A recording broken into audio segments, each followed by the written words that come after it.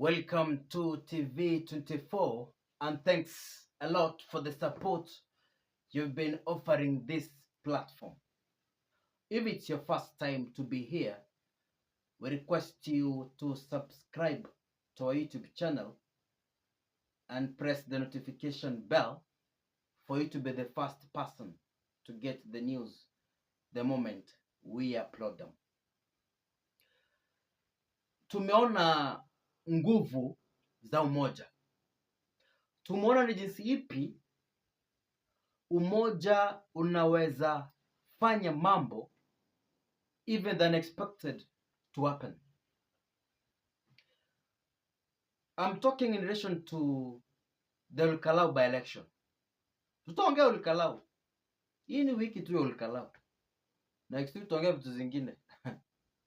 I'm talking in relation to the by-election of Olkalau yesterday. And what I have seen from my side, how I can analyze the by-election, is that watu wakikuja pamoja, if people come together, wafanye kitu pamoja, great things happen. The way United Opposition conducted their campaigns, hawakuwa wanajua wewe ni nani, wewe ni nani. They worked together until they delivered the seat. Now, I have a little advice to the United Opposition principals.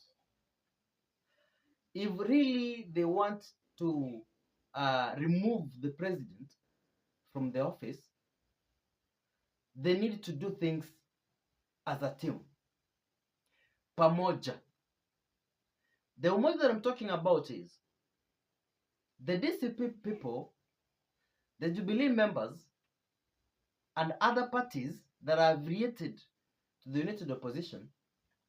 They come together, they work as a team, they campaign together, and they forward one person that will vie against the president in the general elections next year.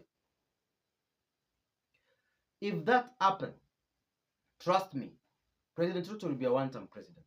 But if they go their own ways, usikie Gachagua ako na chama yake anataka kusimama, Kalonzo anataka kusimama, Matiang'i anataka kusimama, Ruto ataingia sasa asubuhi mapema.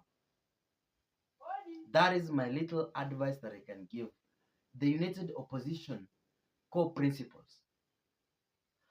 From TV24, my name, Mwenge Gideon.